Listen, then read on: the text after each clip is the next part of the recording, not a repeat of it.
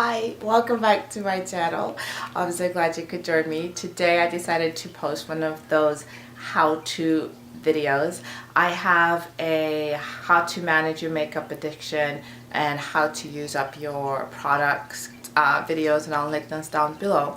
It's been a while since I've done one, but I wanted to do a how to survive the sales seasons video. So I don't know about you, but as you can see from the Sephora boxes and the Beautylish one back here, well, that was inside the Beauty. Well, that was inside the Beautylish box. But as you can see from them, it's sales season, and for most of us that just means time to go crazy. So I wanted to do a video on really how to get through the sales season without busting your budget. Anyway, so this is my 7 tips on how to survive sale season. So first, foremost, and I've got notes here I'm trying to read, so don't mind that. But first and foremost, set a budget. Is it $50 or $100, if more? You know, set a budget, and when you have what you need and when you've reached the top of your limit, then you've reached the top of your limit. I think it's so tempting. So like with Beautylish, it was spend $100, get a $20 gift certificate to use for the future. Okay, that feels like 20% off, right? Great. Then the Sephora VIB sale comes along and it's 20% off all makeup. Everything in the store really, including fragrances and stuff like that. So, okay. You know, like most people, 20% off is enough to make you, you know, pull the trigger. But when you start getting these emails, it's so easy to get carried away because you want to buy everything.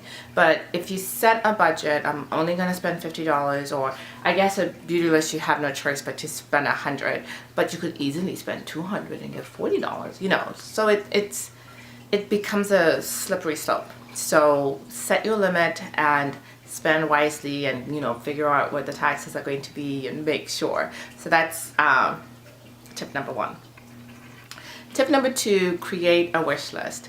So what I typically do is I put everything in the cart. Like if I'm shopping online, I put everything in the cart that I think I want, and so that will typically be like a $500 cart. That's my wish list, right? Okay, and then reality kicks in, especially in light of the budget. So is my budget $500? No.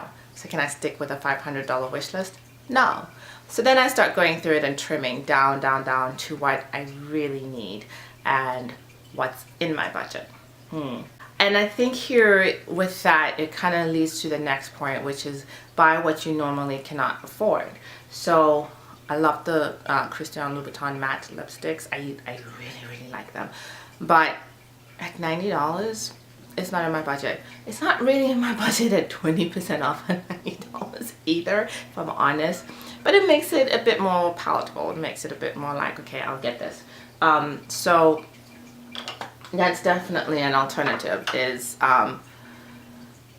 buy the skincare or buy the products or buy the perfume that you know that this is your only time that you can be able to afford it. So I would suggest that might be at the top of the wish list. So something like this, the Shiseido facial cotton, it's $9. It might be $9.50 now. So this, typically you don't need 20% off to be able to afford it. So that's something that would be so easy to get trimmed off of your wish list.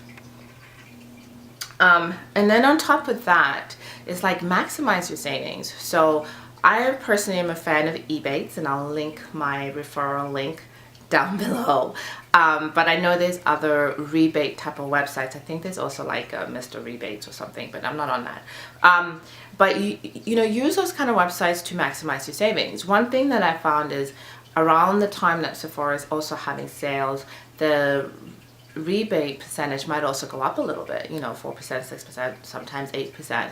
You know, if you add that, if you shop online and add that to the 20% discount that you're getting, it makes it a little better, you know, when you get the cash back 3 months later. So I definitely feel like, you know, maximize your savings, and if it's, you get more, if you can get that extra 4, 6, 8%, whatever it is, because you shopped online versus going in store, then, you know, it helps. Every little bit counts. I really believe that. Another one, which is really more in line with setting a budget, is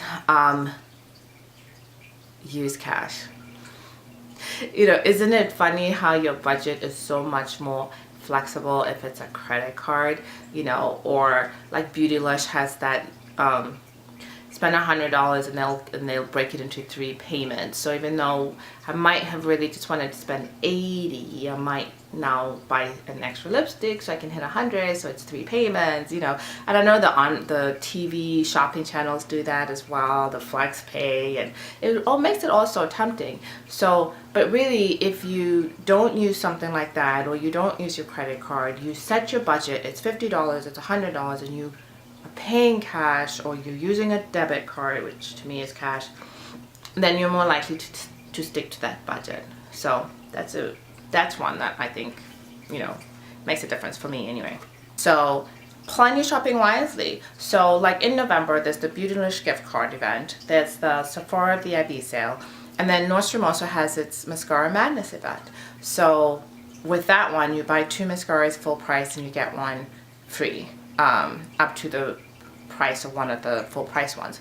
So I like to use that time to buy high-end mascaras that might be $30, $32, and then get 1 free. So so that's like 30% off of buying 3 mascaras. So if I do that, then I don't feel the need to buy mascaras during the Sephora sale, because I've stashed up, right, at a bigger percentage. And then also with the Beautylish gift card event, is I know I'm gonna buy on there items that I cannot find, maybe let's say like on the Sephora website, right?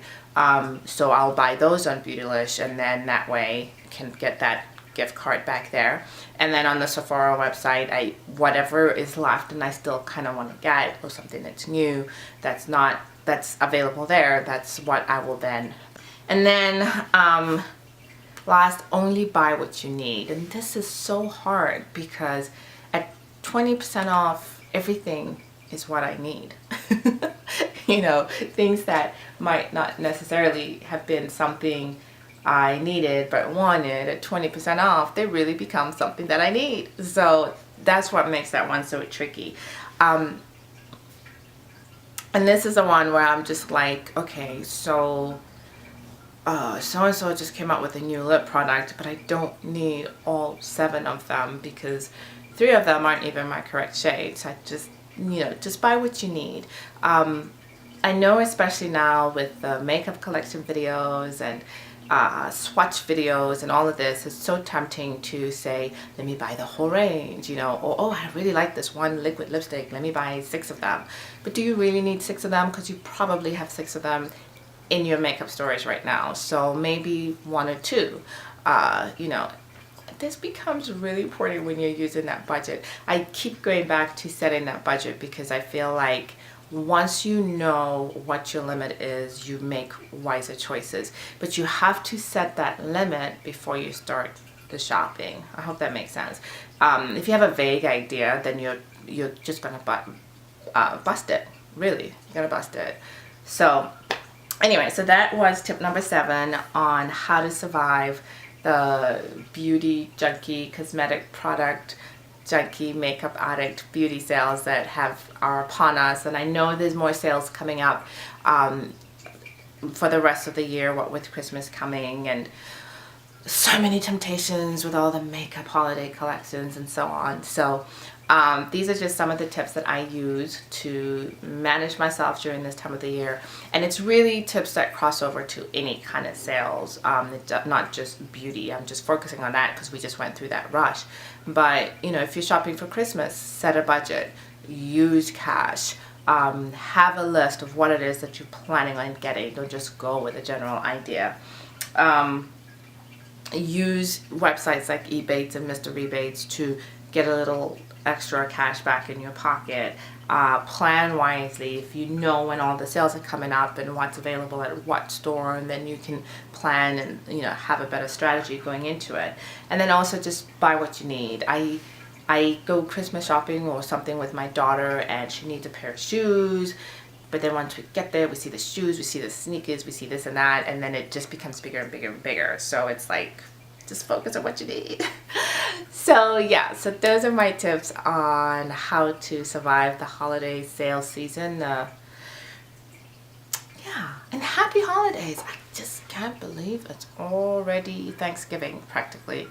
How did that happen? I feel like it was just spring and summer like 2 weeks ago. So anyway, thank you so much for watching my videos. Thanks for clicking the like button and subscribing and all that grand stuff. I really enjoy it, and I appreciate the support.